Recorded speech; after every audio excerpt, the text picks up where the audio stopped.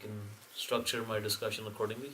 I mean, I don't know for others, but I would definitely like to start with the lifetime and proceed in that way so that we get a full understanding, as opposed to in pieces. And you know, I feel that I lose the connection because I just recently went to Vrindavan and Right. there's so much of information, I just couldn't connect things. Right. So, if you don't mind, if you start from the beginning. I'm not speaking for Yes. others, but Does anybody else have anything else? I think that's a good way. Okay. So,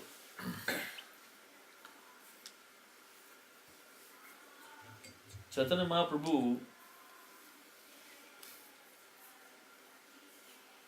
is the Yuga Dharma for the age of Kali Yuga. He is the Yuga avatar. And Chaitanya Mahaprabhu, simply to begin our discussion, is good enough to understand that Chaitanya Mahaprabhu is none other than Lord Krishna himself.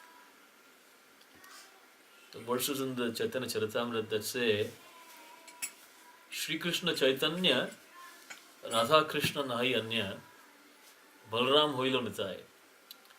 So the God Nitai deities, I mean, we don't have deities today. I think Manoj and Nanika are not here, so they didn't bring their God Nitai. But you see a picture on the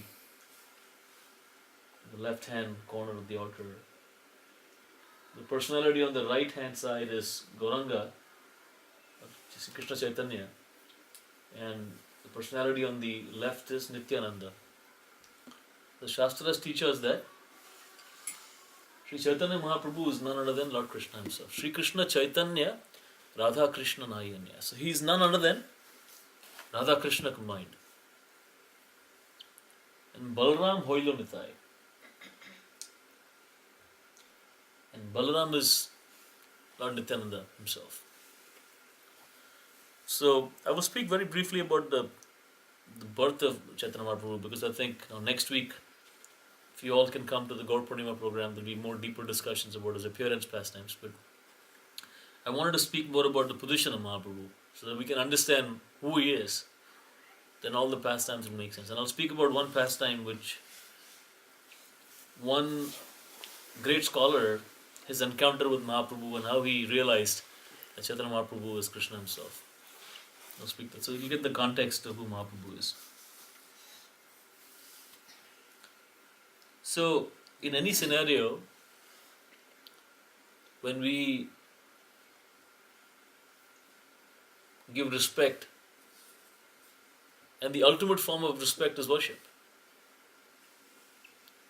it can only be given if you know who that personality is. If you don't know, then you may not be able to respect that individual or personality in the appropriate way.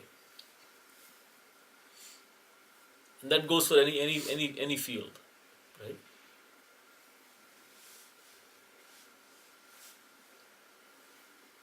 I mean, for example, Prabhu, you work in a university, so you're the president of your university or your dean of the university.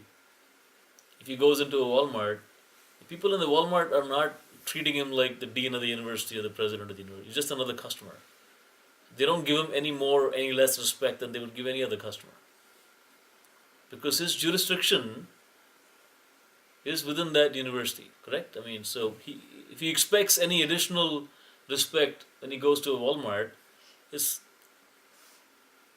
unwarranted, plus even the people in the store don't really care. I mean, you may be whoever, but as far as I'm concerned, you're a customer. And whatever respect is due to a customer will be afforded to you as well. But if the president of Walmart comes into Walmart, then the whole management of that store is on red alert, right? They know, okay, the president is coming or some senior executive is coming, so they got to make sure the store is clean and everything else is set correctly. But even then, if there are some people in the store who have never seen the president of Walmart or anything like that, they may not really have any other interaction. They may just, when you're just working in the store for $8 an hour, you don't really have a regular interaction with the executive management of Walmart. So that guy comes to the counter, person at the counter is going to treat him like any other customer. Now, what is lacking here? Can you think about it? I mean, what is the thing that's lacking? What does the person on the counter not know about the person who's coming to the counter? Obviously, status. Yeah, he doesn't know information. He doesn't have information. Doesn't have knowledge. So the knowledge is lacking. So the reason why he does not realize this position is because he lacks knowledge of who he is. And similarly, that's what happens to us. When we say when we meet people who say, well, I don't believe in worshipping, that means what they lack is knowledge. Because everybody worships somebody. Whether we admit it or not, even people who are seemingly atheistic worship somebody. You worship somebody, maybe in a position of power. And worship is, as I said, nothing but the ultimate form of respect. So, if someone says, I don't respect anybody, then that's a very, I would say, unevolved state of consciousness. Because you don't consider anything worthy of respect means that you don't value anything. In that case, then what is the point in the civilization and the life, right? If a person says, I don't value anything. Because every person, regardless if they're spiritual or not, values something. A materialist may value money.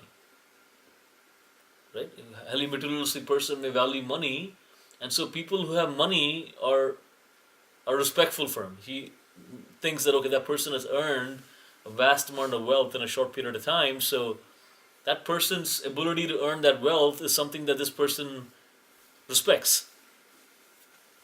Or if you're a sports fanatic, then people in that particular sport who've achieved certain status become worshipable, and if not worshipable, at least worthy of respect for you. We see that even people who have nothing to do with spirituality, but if you watch a sporting event or go to a sporting event, then there are people who are considered the demigods of that sport. And then the people who worship them, they want to understand every word that they're saying. And that person coughs, then they write in the paper that he coughed. So that extent people go. Right? If he fell down and if he twisted his ankle, then it becomes a huge discussion for a lot of people saying, oh, is he going to play the next game? What's going to happen? Right? So every move of that individual is topic of discussion. Why? Because that person has achieved a certain status within that community that they feel is worthy of respect. So everybody, regardless of your outlook, whether you're spiritually inclined or not, will worship something. If you're into technology, then the people who have achieved some great milestone in technology are worshipped. If you're a scientist, then you will worship science, people in your particular field of science. If you're a musician, then you will have great regard for people in that field of music. So if you talk to anybody, if a person says, I have no regard for anybody, then typically that person really has no values of any sort, be it materialistic or spiritual. Does that make sense? I mean, if you talk to any reasonable person, they will have some ideal that they look up to. It could be materialistic, or it could be spiritual, or it could be in any field. So I have not met anybody who has a worthwhile civilization or consciousness who doesn't look up to anybody. Then you have to be very degraded in that case, because no matter what your consciousness, you can look up to somebody. Now, when we start going a little deeper and understanding who's really worshipable, then empirically we can understand that we actually worshipping people who have certain kinds of opulences, which means certain kinds of energies. What that means is you may be worshipping or admiring somebody who has got the energy of great wealth. Wealth is an energy. And then they are able to dissipate that energy in a certain way. So you're worshipping that person or admiring that person because of their great wealth. Or you may be admiring somebody for their great beauty. Right? Or you may be admiring somebody for their great intelligence. or their great skill in a certain in a sport or certain musical instrument or something like that, or in painting or something. So you admire people and literally worship them for these various energies that they possess, that you consider value or valuable or worthy of respect. Correct? Otherwise, what is the point in, if you don't consider somebody having something of value which you admire, then there is no question of respect in that individual. Right? If you're, simple example, right? If you're considered, if you're a materialistic person and you consider money is the most important thing, then automatically you will not be able to respect people who are dirt poor. The beggars on the street are not worthy of your respect, because if your focus is money, then people who are not doing anything and just simply wasting their time and have no money are not really worthy of your respect. You will not worship them or respect them. So we worship people on those at that level. But when we start going a little deeper, we understand that everybody who we worship also has limitations. So the definition of God or Bhagavan is one who has all these opulences in full. And that is the position of God. And in our line, in our sampradaya, God is defined very clearly in Srimad Bhagavatam and other books that we study. And Krishna says in the Bhagavad Gita also, Aham sarvasya prabhavo matta sarvam pravartate. That I am the supreme Lord of everything. Iti matva bhajante mam buddha bhava samvita. Intelligent people will understand this, and then they will, iti matva, understanding this, intelligent people, Buddha, they surrender to me. Aham sarvasya prabhu. Krishna says, Aham sarvasya prabhu. Aham means I, first person singular. Sarvasya prabhu, Lord of everything. So he doesn't say I'm Lord of, certain things or certain people. Everything. Everything is covered. He's the Lord of everything.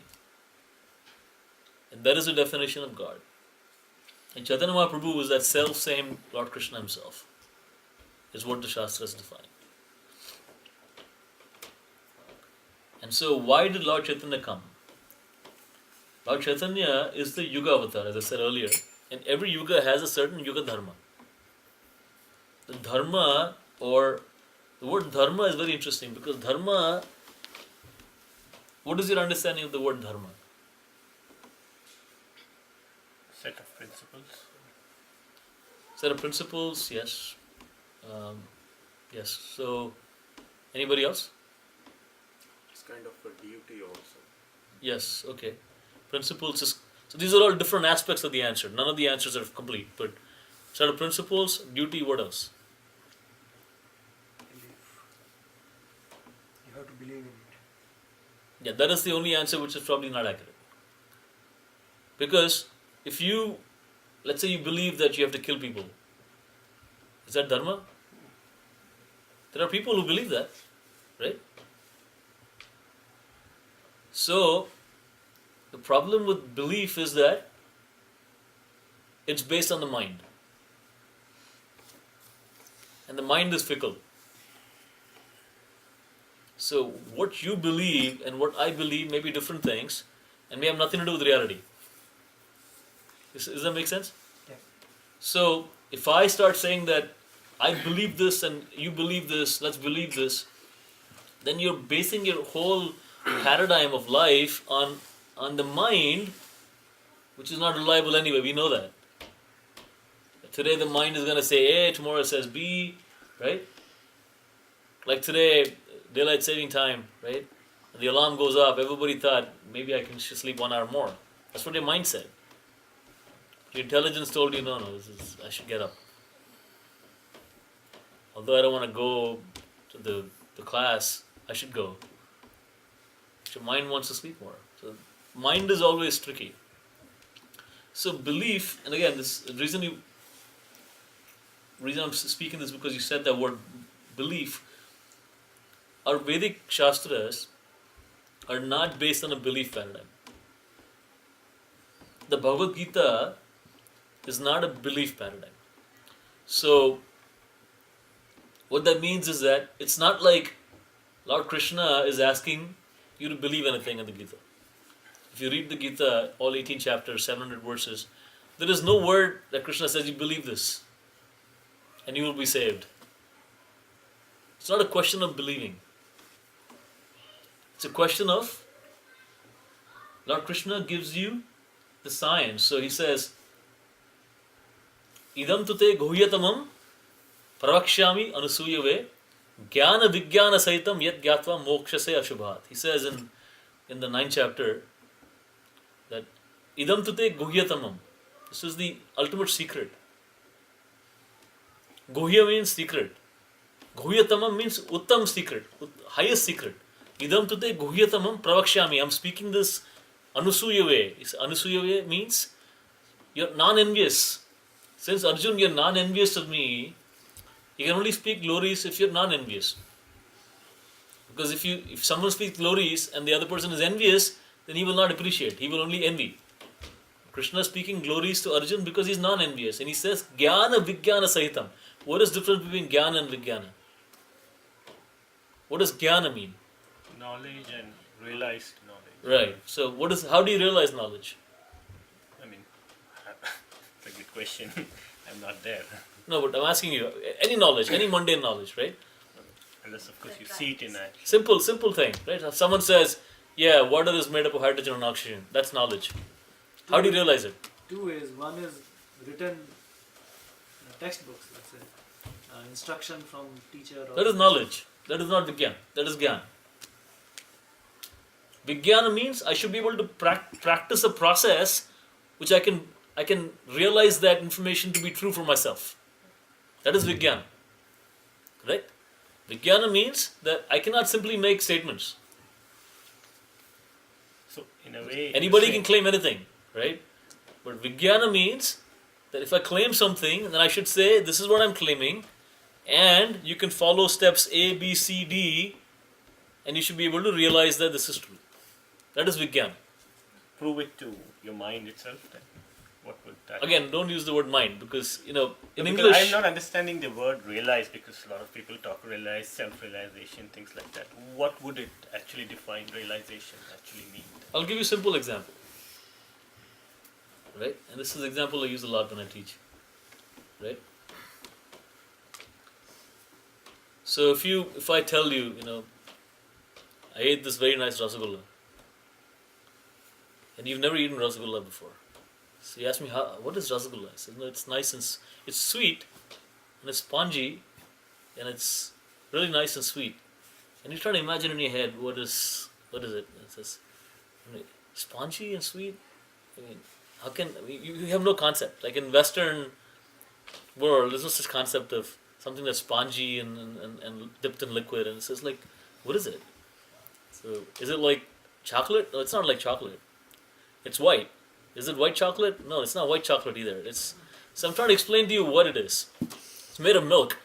It's made of milk. So is it liquid? No, it's not liquid. It's solid. It's made of milk. It's solid. So I'm trying to explain to you, and you're trying to understand. At some point, they say, okay, here's a rasgulla. Eat it. And you eat it, and you say, yeah, this is what rasgulla is. So the first part is knowledge. I'm giving you all sorts of theory that it's about 2 inches or 3 inches in diameter. It's soft, and you press it comes back spongy, and it's in liquid. So you have all the theory, but unless you eat it, the realization of what it is doesn't come. That goes for anything. So similarly, in spiritual life, we hear that okay, you're not the body, you're the soul, and there is God, and there's connection between you and God. This is theory. How do you practically realize this is actually correct? So the process is given. The Bhagavad Gita gives a process. It gives you so many yoga processes. It gives you karma yoga, jnana yoga, dhyana yoga, and then ultimately gives you bhakti yoga. And then ultimately Krishna says, Sarva dharman parityajya mam ekam sharanam raja. Aham tvam sarva papebhyo moksheshami masacha. He says, abandon all varieties of religion and surrender to me. That is the process. How do I surrender? What is the process? Then acharyas come and teach us that, okay, chanting the holy name is a process. You chant Hare Krishna mantra and you sincerely chant, serve devotees, associate, then you will realize that this is actually correct. I'm actually not the body, I'm the soul. And I have a connection with God, and the only way I can be happy is if I realize that connection. Because everything else I do is connected to the body, so it will not give me happiness. If you were you realize that if I was the body and not the soul, then things that are connected to the body should give me happiness. But they don't. They give me temporary happiness, and again they give me misery. Then you start realizing, then how can I get happiness? And the reason why spiritual connection gives us happiness is because we are not body, we are spirit. Right? So if you were just the body, then you would get happy just by bodily connection. So the Bhagavad Gita, as I said, never tells you should believe something. It tells you there is a process, and you as a sadhaka, as a practitioner, can practice that process and realize that what is being said as part of that process is actually accurate. So, unlike, you sometimes hear other processes or religions that say, you believe this and you will be saved. There's no question of believing anything. It's like, okay, this is a process, and it's not just for people of a certain sect or a certain religion. Anybody can practice this. Any human being can practice the set of processes and advance themselves. That's the realization part of it. Does that make sense? So it is still in a way that you're convincing your mind that this is it. There is a involvement of the mind. Even with that example you Right. gave, I realize that yes, it is sweet. So the first step is nishtha. First step is shraddha. In the step-by-step process of spiritual life, the first step is shraddha. Shraddha means faith. Now, for acquiring any knowledge, shraddha is required. So someone might think that spiritual knowledge is shraddha based. Actually, no. Acquisition of any knowledge is shraddha based. When we go to high school, we start learning about atoms and molecules and electrons and protons and all that. That information that we receive is shraddha based.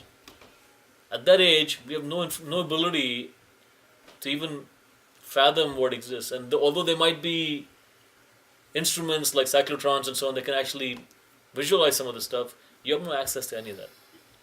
Nor do you have the ability to understand even if I give you the answer. So if I take a high school student or even an undergrad student to one of these labs in Caltech or one of these places and show them all the equipment and show them this is what the result is, not going to accept. You go to a doctor, right? And the doctor looks at an x-ray and tells you, hey, this is wrong. And he looks at a CAT scan and says, this is what the problem is. Do you have the knowledge to learn, to read it? No. You see the exact same thing. You just see some negative, photo negative. But the doctor has a knowledge based on which he looks at the same thing and says, this is what the problem is. See? And any of us, all of us who have had children know. Right? Ultrasound. Right? I have 3 children, so I went through the process 3 times. They show me the ultrasound saying this is the heart, this is everything looked like a big mass to me. I couldn't see anything. And I kept saying, yeah, that's right. I couldn't figure anything out. I don't know if some of you others had different experience, but it looks like a big mass to me. I cannot see anything. So they said, yeah, this is the heart, this is the hand. I said, okay. It looks like all grainy picture. I cannot make out anything. But the person, I'm assuming, has some knowledge and some training, so if he points it out, I'm assuming he knows what he's talking about. So I said, okay. A lot of times you even go through medical procedures based on faith. Somebody says this is the situation, we accept. We're not going to say, well, I'm going to go through 10 years in medical school to verify whether you're saying is accurate. No. The faith and belief are same or not? So, they're not. Because when you have faith, it's based on certain rationale. There's some basis for it. Right? Belief can be blind. And you don't need to do anything. But faith, you're placing your faith based on some rationale. That, okay, that person has a degree or diploma on the wall and you know he's bona fide, so you place that faith. So any knowledge acquisition starts with faith. And then once you build up your knowledge, then you have the ability to understand the basis of that faith. That you can say, yes, it's vindicated that my faith was placed based on the right parameters. Right? Even when we invest money, right? You invest money, you don't know the person who, like if you invest in a mutual fund manager, you don't know the guy, you don't know what he does. You're hoping that he's going to invest your money wisely. And they put in the prospectus also that, you know what, there's no guarantee. Become zero, then it's zero. But you have faith that it's not going to become zero. Those people are going to invest in a certain way, 401k, all that. Everything is based on faith. But faith based on some rationale. You're not randomly walking to a guy on the street and handing him your money. Right? Somebody knocks on your door saying, I have a scheme that I can triple your money in 2 months. You're not going to say, oh, how much money should I give you? Right? Because there's no rationale for that kind of a statement. So you have some rationale. So that is the slight distinction. But it starts with faith. When you have faith, then you have other steps that follow as part of that process. So we understand that Chaitanya Mahaprabhu is Krishna himself, and he's come to give us the Yuga Dharma, which is the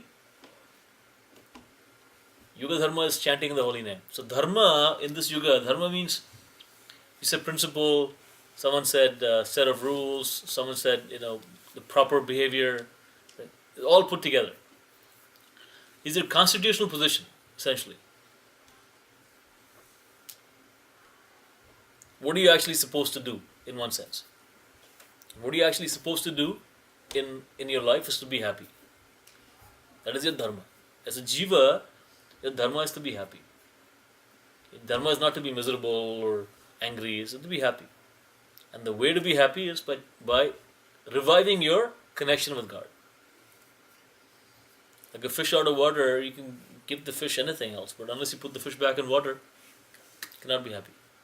Similarly, we are out of our natural state. We are outside of the spiritual world. We are here. This Krishna says that this material world is dukhalayam ashashvatam in the Bhagavad Gita. It says dukhalayam means dukha alaya means home. Dukhalaya means home of misery. And ashashvatam means temporary. So he's advertising that this place is full of misery and is temporary. And so, if that is the advertisement of this universe, and we're trying to find pleasure here, it's a problem. Even if you find pleasure, it's going to be temporary pleasure. You're not going to find permanent pleasure. That's what is advertised. So, it's like if you want to watch a movie, and the advertisement of the movie says, this is a horror movie, and if you want to watch something funny, you're not going to watch it there, because it's not a funny movie. So, it says horror movie, and you go and watch. It says there's no jokes, not at all funny. Who said it was going to be funny? Similarly, this is dukhalayam ashashvatam. And we're trying to find pleasure here. Nobody said you find pleasure here. Right? Miserable and temporary. Yeah. So if you find misery and everything is temporary, why are we so surprised? That's what it is. So Lord Krishna himself. And so he appeared about 500 years ago in Navadvip, and we'll speak about a little bit about his pastimes. So he lived on this earth for 48 years totally. Around 24 years he lived in Navadvip, and then he took sannyas at the age of 24, and he lived in Jagannath Puri for 24 more years. And out of those 24 years, he traveled extensively for 6 years. So 18 years continuously he lived in Jagannath Puri at the end.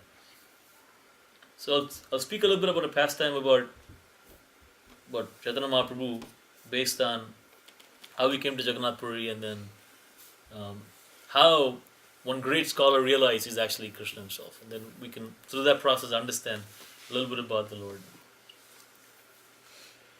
So after he took sannyas, Chaitanya Mahaprabhu wanted to go to Vrindavan and live in Vrindavan. But his mother, Sachi Mata, said that, I'll go to Jagannath Puri. It's closer. At least I'll get some news of where you are, what's happening. So he agreed, and he wanted to go to Jagannath Puri. So then a number of associates were all traveling to Jagannath Puri from Navadvip by foot. So there were a number of associates. There was Nityananda Prabhu was with him. And So previously, Nityananda Prabhu had broken Lord Sannyasa Danda. Sannyasis carried Danda. So Nityananda Prabhu broke his Danda because he didn't want the Lord to carry a Danda. He said that you're the highest sannyasi, so Paramahamsa sannyasi does not have to carry a Danda. So you don't carry it. And he broke it. And Lord Chaitanya was not very happy with that. So he basically told his associates that, I'm so fond of this Danda, you broke it. So I'm not going to walk with you guys. You can walk ahead and go to Jagannath Puri. I'll walk behind. So the devotees said, no, how can we walk ahead of you? You should walk ahead. We'll walk behind. If you don't want to walk with us, you walk ahead. So the Lord started walking towards Jagannath Puri. And as he started walking and getting closer and closer to Jagannath Puri, his ecstasy started increasing because he's getting closer and closer. And it is said that the chakra at the top of Jagannath temple, seeing the chakra is same as seeing Lord Jagannath. It's non-different. So when he saw the chakra from a distance, he started running. He started running towards the temple. And he ran into the temple, through the gate, Garuda Stamba, walked inside, ran inside, and then he was standing in front of Lord Jagannath. Lord Jagannath, Balbhadra and Subhadra. They're standing there. From right to left. Jagannath, Subhadra and Baladev. You've seen picture of Jagannath? I something very peculiar that's the only place where the deity is alone. I don't know about it. You've seen picture of, you've been to Rath Yatra in Harrisburg, right? You've never seen picture of Jagannath? No, not me. Who else has not seen picture of Jagannath? Okay. Upstairs in the temple room, they have a little Jagannath. I'll see if I can see the picture here in the book. I can show you.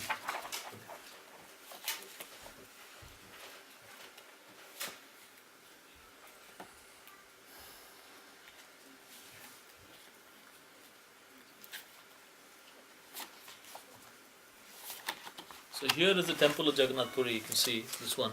Okay. With the chakra on top. This temple. I'll show you the pictures after the class. You can see. I'll show you. Maybe there's a picture of Jagannath also. Yeah. Advantage of It's an phone. incomplete statues. Hmm? It's an incomplete. They are not incomplete. They're complete. They are legs Lord were Jagannath not is made complete. or no, something. they were not completely made. That's a complete form of the Lord. So, Om Purnamida Purnamidam Purnat. The Lord is complete in all respects. So, we cannot think that the Lord is incomplete in any way. No. The statue itself are not finished. No, they are. They are. They are. Even with the legs and Yes, everything. they are. Okay. So that's the complete form of the Lord. Okay. That's a whole different story of how Jagannath came that way. It's a very special form of the Lord.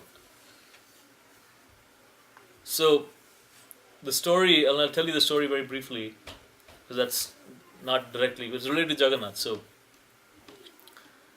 when in Dwaraka one time, all the queens wanted to hear from Mother Devaki about the pastimes of Lord Krishna in Vrindavan, how he lived and what he did. So thousands of queens of Lord Krishna wanted to hear. So Devaki said, I'll speak it, but if Krishna and Balaram hear, then they will not be able to stay here anymore. They'll run back to Vrindavan.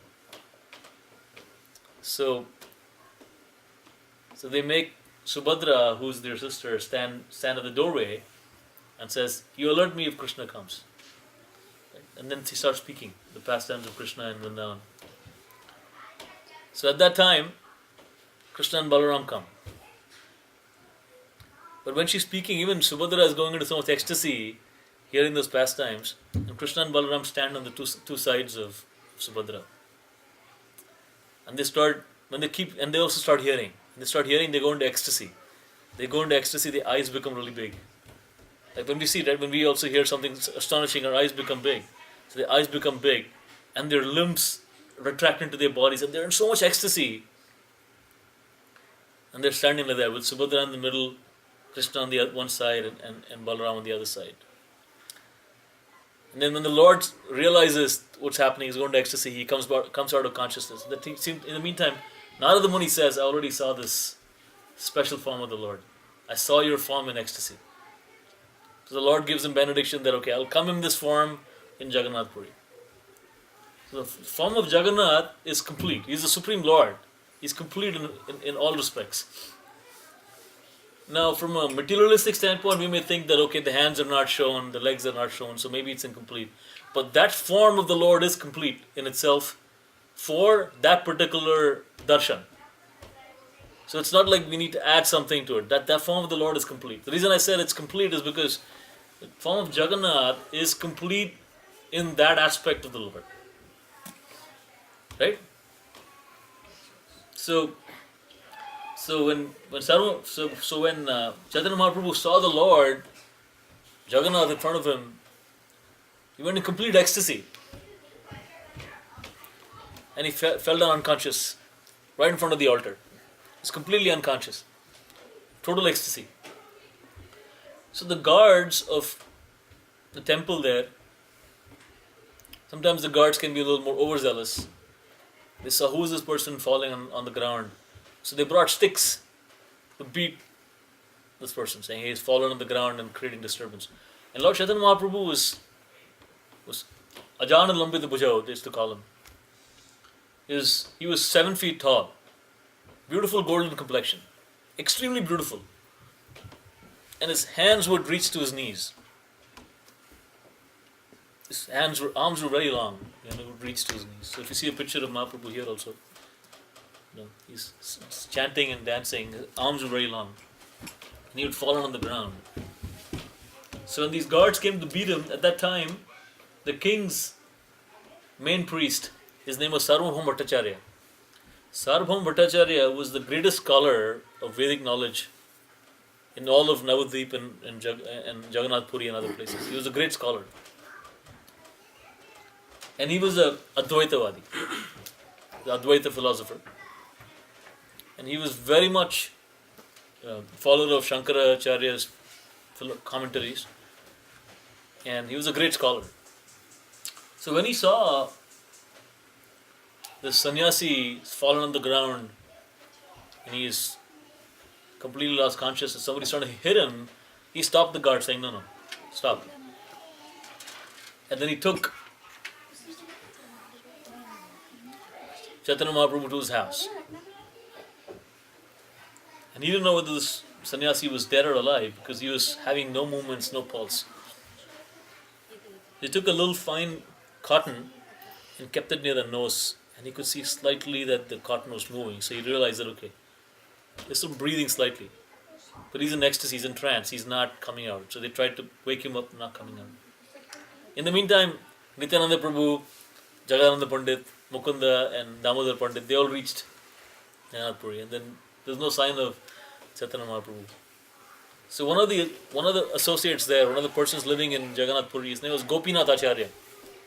Gopinath Acharya, he was previously from Navadvip, so he knew Nityananda Prabhu and others. So when he saw them, he was jubilant, saying, I'm so happy to see you all. Where is Chaitanya Mahaprabhu? Where is the Lord? And so then he went ahead of us. We're also searching for him. We don't know where he is. Then they start asking, where could he be? So when they go to the Jagannath Puri temple, the Lord Jagannath's temple, they realize that, okay, there's some sannyasi came and he fell down, and then they took him to Sarvabhauma Bhattacharya's house. And Sarvabhauma Bhattacharya happened to be the brother-in-law of Gopinath Acharya. He's his brother-in-law. So he said, I know Sarvabhauma Bhattacharya very well. Let's go there.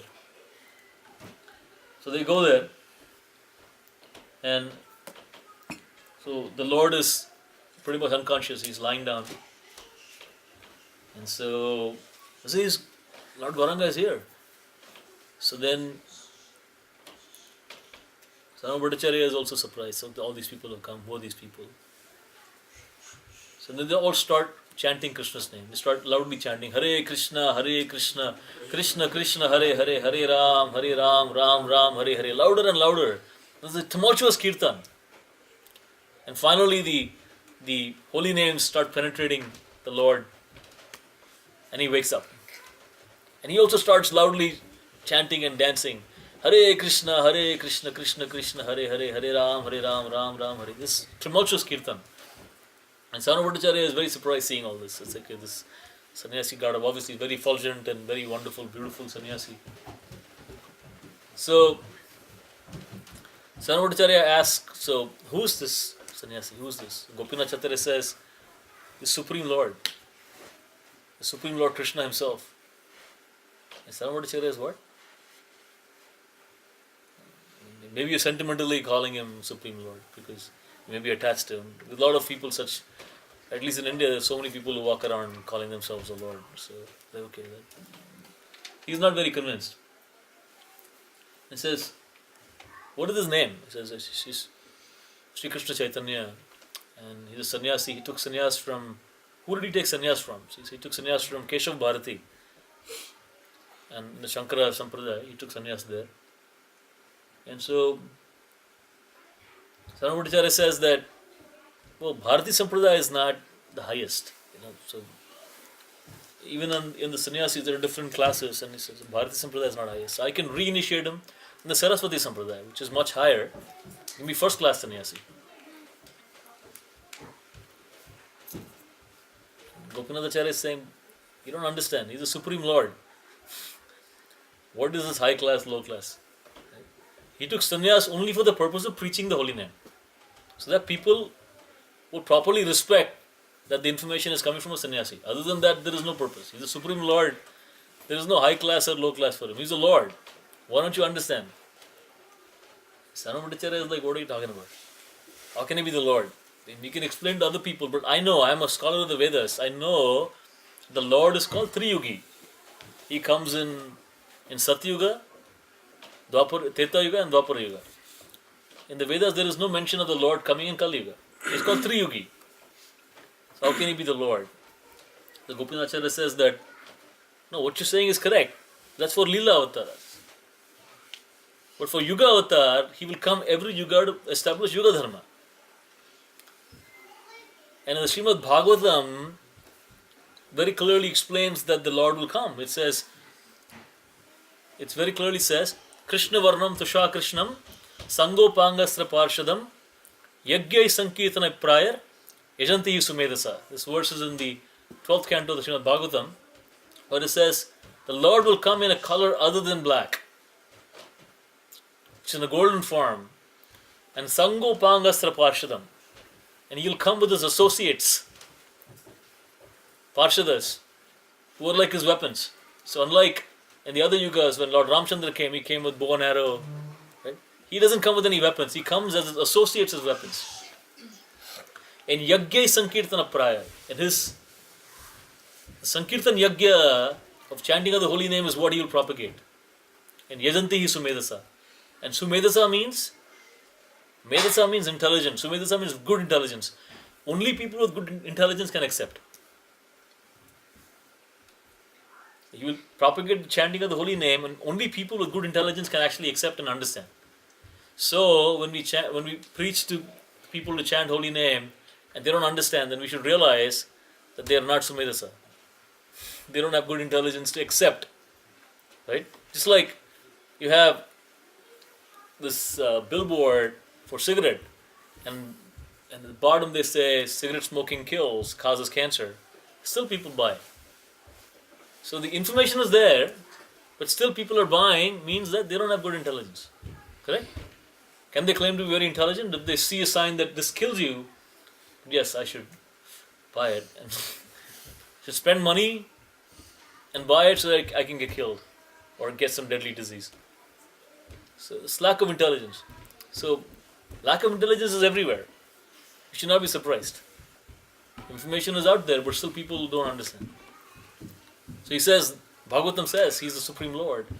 And even in the Mahabharata, and it comes in the Vishnu Sahasranama, very clearly description of Lord Chaitanya Mahaprabhu. Suvarna Varno Hemango Varanga Chidanangadi. Remember, some people who chant Vishnu Sahasranama know that. Sannyasa Krachama. The whole verse describes Suvarna Varna Hemanga, the Supreme Lord in golden form will appear. He will take, in his later years, he'll take sannyasa and then he will spread the chanting of the holy name. And so all these descriptions are there in many, many shastras. And it's very clearly defined that Lord Chaitanya Mahaprabhu is Lord Krishna himself. So Sarvabhauma Bhattacharya says, okay, so let's not fight. You're my brother-in-law, let's move forward. And so they have these friendly arguments, and so they move forward. And then Sarvabhauma Bhattacharya is saying, okay, but I need to teach this sannyasi Vedanta. Because he's so beautiful, so effulgent, I think it's going to be very difficult for him to maintain sannyasa. Because he's only 24 years old, and he's so effulgent and so beautiful, how can he maintain sannyasa? Because anybody who looks at him becomes so attracted to him. So if I teach him proper Vedanta, maybe then he can, with that knowledge, maintain sannyasa. So Chaitanya Mahaprabhu says, I'm your servant. You're a great scholar. I would love to learn Vedanta from you. Sarvabhauma Bhattacharya says, okay, I will teach you. So they sit down and Sarvabhauma Bhattacharya starts teaching him from the Shankara Bhashya, Vedanta. Vedanta is sutras. A sutra is nothing but a chord. Vedanta sutras are chords that essentially give you the rest of the knowledge of the Vedanta, just like formulas. It's like if you see kids, they have flashcards, they write formulas, and by writing the formula, you can understand or memorize the entire theory behind that formula. You don't have to memorize 60 pages. If you write a formula, then you read the formula, you realize, okay, this is what this formula is based on, the theory, everything come to your mind. Similarly, the Vedanta Sutra written by Vyasadeva are like that. You have sutras like Janmadya Sataha, means definition of God, one who appeared before everything else existed. He was the cause of birth of everything else. Am Brahmasmi. So the Advaitavadis get confused with this and say Am Brahmasmi means I am Brahman, means I am God. But the proper understanding of that formalism is that I am soul, eternally connected with God. That's what it really means, not that I am God. So all these Vedanta Sutras, so Sarvabhauma Bhattacharya starts teaching him. For 7 days he teaches him continuously, lessons and teaching him. And Mahaprabhu doesn't say a word, he's simply quietly listening. For 7 days he listens quietly. And finally Sarvabhauma Bhattacharya asks him, so are you understanding what I'm teaching you? 7 days I taught you and you've not spoken a word. You've not asked any questions, you've not spoken a word. Do you understand what I'm teaching? Is it making sense to you? And the Lord says, no. I'm a fool. I don't understand anything you're saying. Sarvabhauma Bhattacharya was totally taken aback. Said, if you didn't understand, you should have said something. You should ask them a question or say, I don't understand. Why you quietly sat for 7 days if you don't understand anything I'm saying? What don't you understand? Which specific sutra didn't you understand, or what I can explain again? Then Mahaprabhu says that actually Vedanta Sutras are very clear. They're brilliant like the sun. When the sun comes out, everybody can see the sun, right? So if you're interested in astronomy, anybody interested in astronomy? And figuring out which is the Venus planet and which is... So people are interested, right? They can point out this is Venus, this is Mars. They can point out all that in the sky. But does anybody ask you to point out the sun? Is there anybody having a doubt? Which is the sun? Can you point out? It's clear, right? I mean, even if you don't understand astronomy, you have no doubt in your mind which is the sun. It's no question. So he's saying it is like the sun. But your explanations, Mahaprabhu tells, are like a big dark cloud which completely covers the sun. And Sarvabhauma Bhattacharya is shocked. He's never heard anything like this. He's a great scholar. He is the greatest scholar and is the personal advisor of the king. And this young sannyasi, 24 years, telling him that your explanations, and he's 50, 55 years old, great older scholar, and he's like, your explanations are like a big dark cloud covering the sun. Nobody can understand the sun because of your explanations. So yes, you explain to me what. So you explain what is your understanding. Saranamurcharya asks him. And so Mahaprabhu starts speaking, and he says, the Supreme Lord, Supreme Absolute Truth is ultimately a person. And the Absolute Truth can be understood in three different ways. There's a verse in the Bhagavatam that says, Vadanti tato idas tatvam yad jnanam advayam brahmeti paramatmeti bhagavan iti shabdate. Which means that people who have seen the truth speak of it as can be realized in three different aspects. The Supreme Truth is one. Advayam. Advayam means one. It's not two. The Supreme Absolute Truth is one, but can be realized in three different aspects. Brahmeti Paramatmeti Bhagavan iti Shabdate. The Brahman realization is the realization of the eternality aspect of the Lord. Sat Chit Ananda. Sat is absolute truth and also eternal. So the energy of the Lord. So someone who realizes the Lord in his energy form. Lord is all energetic, the Shakti, that aspect is Brahman realization. Then he says higher than that is the Paramatma realization, where you realize that in addition to being the energy, that all-pervading energy, the Lord also exists in everyone's heart as Paramatma. The same Lord exists in everyone's heart. So there's an individual soul, which is in your heart, your individual soul, plus there is a Paramatma sitting in our heart. So the Dhyana yogis, or the Ashtanga yogis, who do Dhyana yoga, Yam, Niyam, Asana, Pranayam, Pratyahara, Dharana, Dhyan, Samadhi, the 8 limbs of yoga they perform, their objective is to realize the Supreme Lord in the Paramatma aspect of the Lord. So within their heart they can see Paramatma exists. The same Paramatma exists in everyone's heart. Just like the example is given in the Shastra that if you take 100 pots of water and leave it outside on a full moon night, you can see the reflection of the 100 pots, you can see the moon in each of the 100 pots, correct? But doesn't mean that the moon has become divided and now in the 100 pots. No, the moon is still there. But the moon is also visible in the 100 pots. Similarly, Supreme Lord doesn't get divided. He is Purnamida, Purnamidam, Purnat. He's complete whole. But he manifests as Paramatma in each and everyone's heart. There is a Paramatma realization. And even higher than that is the realization of Bhagavan, that he is the all-pervading energy. He's in everyone's heart. In addition to that, he's also sitting in his own world of Golok Vrindavan as Lord Krishna himself, as a young boy. And in bhakti, it is possible to have relationship with that individual, because God is a person. He's a supreme person, but he's a person. And bhakti teaches us that we can actually have relationship with that person. That is what bhakti is. And it is so glorious. It's not just that, okay, you ask for something and you get something. No, but you can have a relationship.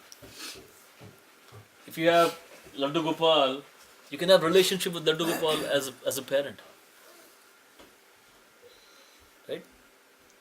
If you go to Nathdwara temple or even our nearby Vraja temple, they have Nathji deity. They don't take lamp near the deity because he's a small boy. He might get burned. That relationship is there. It's not some stone. Lord Krishna himself. The priest, I've seen the priest there, he's old man. But he'll take all these little toys and he'll play with the toys for the Lord. That relationship is there. The parental relationship is there. And you can have that relationship with the Lord. That's the highest. It's much higher than energy and all that.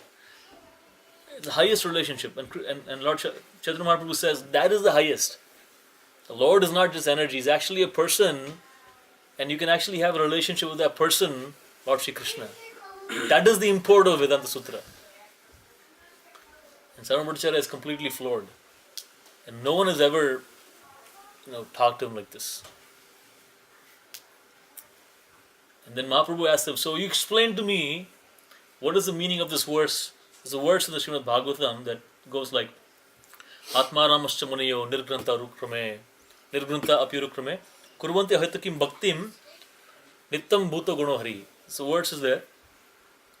And at a high level, the words, I'll try to read the translation of Prabhupada. I have this in my phone. Just give me a second.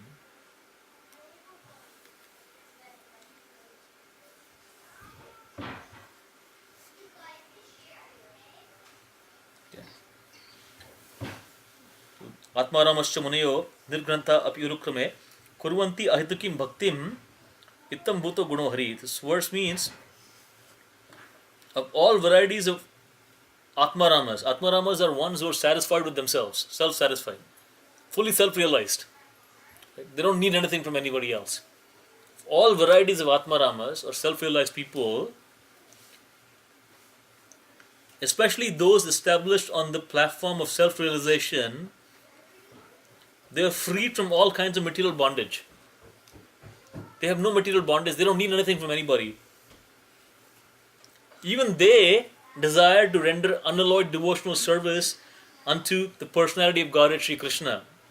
This means that the Lord possesses transcendental qualities and therefore can attract everyone, including liberated souls. So liberated souls are ones who don't need anything from anybody. Lord Krishna has the ability to even attract them. Forget about attracting people who want something. Right? Take a mall, right?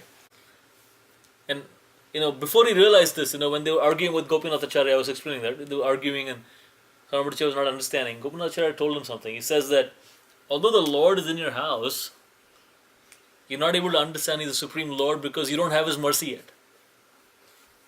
He explains something. He says that simply by mental speculation, you cannot understand God.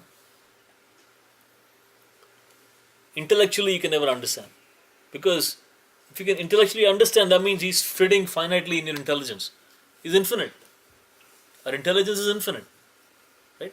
Our intelligence is very finite, right? It's very limited. And the Supreme Lord is infinite. So how can the infinite fit into our limited intelligence? Not possible. So using our intelligence, we can never understand. But if we accept, the Lord gives us intelligence.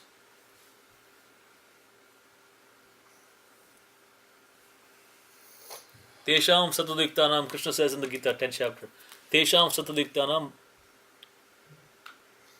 Vachatam pritipurakam dadami buddhi yogam tam yena mam upayanti te.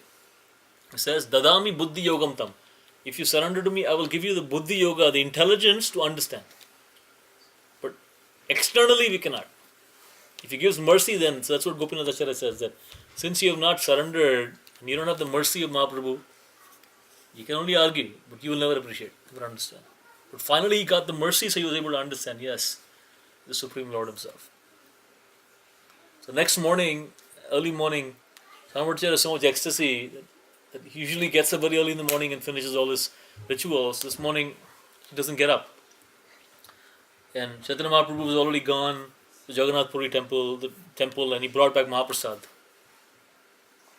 And when Sarvabhaumacharya hears Krishna, Krishna, Krishna outside, he understands that Mahaprabhu is outside. He goes outside and offers obeisances to Mahaprabhu. Mahaprabhu has prasad, Jagannath prasad. The Sarvabhaumacharya immediately takes it and eats it. So Mahaprabhu asks him, for a Brahmana scholar, when you get up, first we are required to take bath, chant our Gayatri, then we can eat. Like even in our line, although I'm not very elevated scholar or anything, but still, the rules I have to follow are I have to get up, take shower, chant Gayatri, only then I can eat something. I cannot eat something without chanting Gayatri. So Sarvabhaumacharya is a wonderful associate of the Lord, so he follows all the rules. So how can you just eat? You just got up and not even washed your face eating. So then Sarvabhaumacharya says that he speaks two verses glorifying Mahaprasad. He says the Mahaprasad of the Lord is so glorious that is not different from Lord Krishna himself.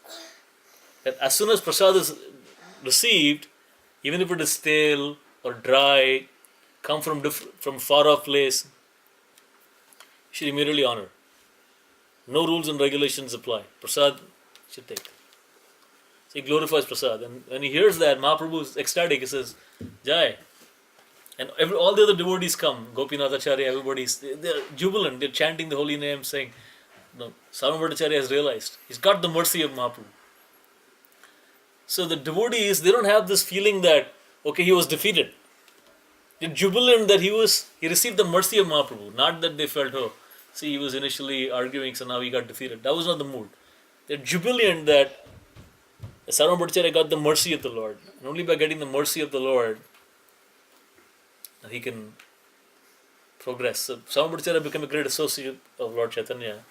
This is just a short story that I narrated about how this great scholar, by the mercy of Mahaprabhu, understood that Mahaprabhu is God himself. By reading these stories, we realize that, again, ultimately it's a question of how we can surrender to God.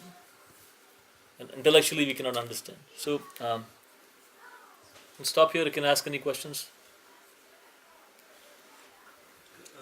Parents of Chaitanya Mahaprabhu. Yeah, so Chaitanya Mahaprabhu was born in Navadvip to Jagannath Mishra and Sachi Devi. And Jagannath Mishra and Sachi Devi, they were in Krishna Leela, they were Nanda Maharaj and Yashoda. They were living in Navadvip, and they had 8 daughters, who one after the other died. As soon as they were born, they died. And so then finally they had a son. His name was Vishwarup.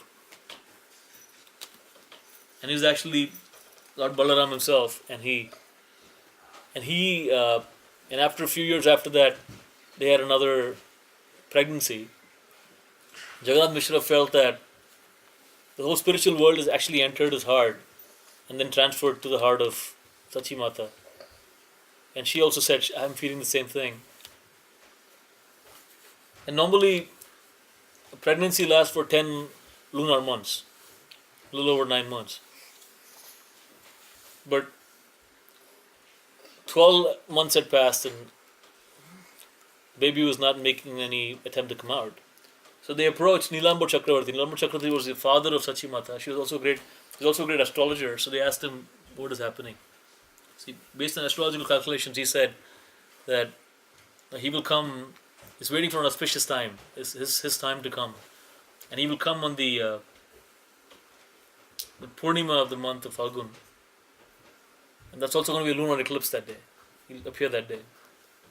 A lunar eclipse is considered not very auspicious. People will chant the holy name. So at that time, everybody was chanting Krishna's name so that their pious credits can be protected.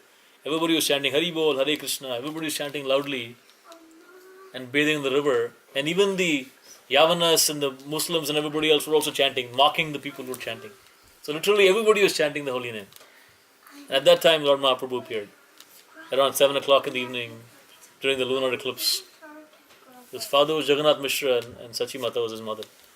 So, a lot of details of the life of Chaitanya Mahaprabhu are there. I mean, we can speak Chaitanya Leela for like hours and days and months. But that's a little bit about their parents.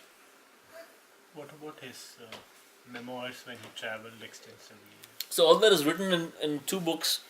There's one Chaitanya Bhagavat by Vrindavan Das Thakur, and then there is Chaitanya Charitamrita, which is by Krishnadas Kaviraj Goswami. And it's got 3 parts: Adi Leela, Madhya Leela, and Antya Leela. The Adi Leela pastimes are the pastimes of Chaitanya Mahaprabhu as a young man, up to the age of 24. The Madhya Leela are the pastimes, the initial pastimes of the sannyasi, and the Antya Leela are the final pastimes of the sannyasi. It's about 12 books of this size. And then Chaitanya Bhagavat also is about 8 or 10 books of this size. And Chaitanya Mangal also is there. So extensive pastimes of the Lord are available. and he only wrote 6 verses, 8 verses. It's called Sikshashtakam. He didn't write anything else. He taught Rupa Goswami and others to write extensively. He didn't write more than 8 verses. That's called Sikshashtakam. So maybe someday we can chant that also. It goes like Chetodarpana Marjanam Bhavama. If you've heard that, one of the key teachings of that is Trinadapi Sunichena Taroriva Sarsnena Amanina Manadina Kirtane Sadahari. So we can chant the holy name of the Lord constantly in a humble state of mind. More tolerant than a tree, more humble than a blade of grass. And that way we can chant the name constantly. So we think, how can we chant constantly? We can only chant if we maintain that mood of being humble. Anything else? 6 of his disciples who restructured. Yeah, so Vrindavan the 6 and Goswamis, you have picture of that. So, and that, the 6 Goswamis are there next to the Guru Parampara. So Rupa Goswami, Sanatan Goswami, Raghunath Bhatta Goswami, Raghunath Das Goswami, Jiva Goswami and Gopal Bhatta Goswami. These 6 Goswamis. And they're all wonderful. Each of their pastimes are like really, really beautiful. So maybe sometime I can speak about their pastimes. Each of their pastimes will take like several hours. So Dev is sent to Vrindavan to reinstate. Correct.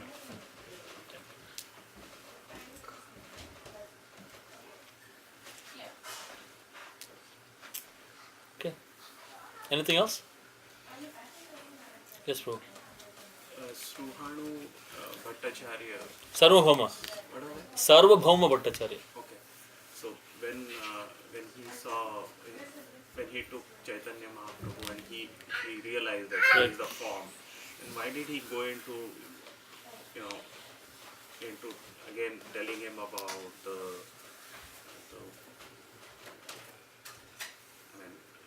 some of the scriptures and tried to. No, he didn't realize at first, right? Only when, in the end, he realized when Mahaprabhu explained the Atmanama verse in 18 different ways, and then he gave him darshan, that's when he realized, okay, this is the Lord himself. Until then, he had not realized. I mean, he intellectually, the intelligence and the training acts as a barrier sometimes. But even though you think, you realize this is actually probably true, your intelligence and your training hold you back. All your, it's called conditioning. We're all conditioned in different ways. Right? Sometimes we're conditioned based on our past life. We're conditioned based on our upbringing, childhood. We're connected to so many things.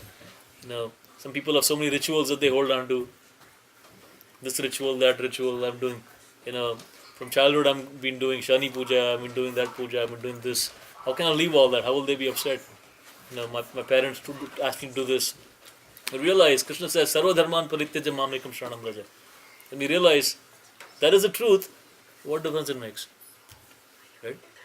If Shani Dev is happy or unhappy, I don't care. Ultimately, Krishna says, Sarva Dharman Parityaja Mamekam Shranam Raja. So all this conditioning that we hold on to acts as barriers. So similarly, learning, education also sometimes becomes a conditioning. You condition in a certain way, to think in a certain way. So to open your mind and listen, it becomes difficult. Right? So for someone who's as learned as Sarvam Bhattacharya, to then realize that all his conclusions that he's actually learned are actually incorrect, very hard. It's much harder than somebody not knowing anything and then learning. Right? It's like even if you're a musician, if someone has taught you the wrong way, and to unlearn it and learn it correctly is much harder. Or any field, like for that matter. If you unlearn something and learn is much harder. So that was the situation. So our intelligence and our good birth, high birth, wealth, all that become disqualifications for bhakti, because they hold us back. You cannot surrender because you know so much. Why will you surrender? Okay. That becomes a problem. Whereas a simple person, no problem surrendering because he's so humble anyway. Sometimes like extreme wealth, all these are disqualifications. They become hard for you to surrender. Extreme knowledge, problem. You become Jnani and then you'll just be roaming around in the Jnani world, not surrendering. Anything else? Yes, bro. One last question. What's the How do you know it's the last question? His last question. It is his last question. best way to learn? I mean, we are kind of conditioned from schooling or whatever, learn in a certain way, whatever is being, let's say, taught or preached. I mean, we are kind of and then sometimes we do experiments, whatever. What's the best way to learn? I mean, how to come out of those? You have to become simple. Simplest is to become simple. If you get an answer, you have to accept and move forward and practice. If you have a medical issue, you go to a doctor, gives you medicine, you take it. You can keep experimenting, saying I'm going to another doctor, another doctor, another doctor. Just by the time you realize you've gone through all the doctors and not taken any medicine, that becomes a problem. We have to accept. But see, that is also Sincerely practice. But what you're saying, if you just accept the status quo, I mean, maybe that's not good enough, right? Sometimes you may just be misled to something. I mean, if you just Right, accept so things. I mean, Prabhupada you need to says- be something bona fide. Prabhupada says that blind following, there's no room for blind following. Right? So we are not blindly following anything here. And we've not heard anything which says you have to blindly follow something. So you have to intellectually be convinced. That's okay. But once you're convinced, then you have to practice. Right? When if someone says you need to do a certain activity, if you want to learn to play the violin, right? You're convinced you want to learn the violin, so you convince, okay, which teacher should I go to? You do all the research, and you find the teacher you want to go to. Once you go to that teacher, you gotta accept what the person is saying, right? Then you cannot argue with that person. Then you will not learn anything. So you cannot randomly pick a phone book and then go to some teacher and then learn. So you do your due diligence, you do your research, do whatever you need to do. But once you've actually accepted it, then we have to do it sincerely. That is the point I'm saying. I'm not saying blindly follow a path. No. Whatever experimentation, whatever thought process we need to go through, let's go through that. But then once we have picked a path, let's follow it. The problem with most people, this is a bigger problem with people who come from Indian backgrounds, where commitment becomes a huge issue. Because we still want to hold on to all the things that we ever held on to all our life, and then we want to chant Hare Krishna, okay, that also we'll add to our list, and then maybe whenever we want we can chant. And so intellectually we don't get committed. Right? It goes back to that whole mindset, right? But we don't, when Indians say yes, they say yes, means it could be no also. Right? There's no wholehearted commitment. So we have to get out of that conditioning and say, this is something that I accept is correct. Let me at least follow it sincerely. Why do I have to hold on to all the things that I had from past conditioning? That's okay. Move on. So the question is not blindly accepting something, but after you've intellectually gone through and if you have questions, you should ask. It's valid. These questions are valid to ask. But if there are no questions and you're convinced of the answer, then we should practice it. That's really what it is. And that goes for anything. Right? Whether you want to learn something mundane or something spiritual, once we get our answers, then we should be able to stick to the path. Anything else?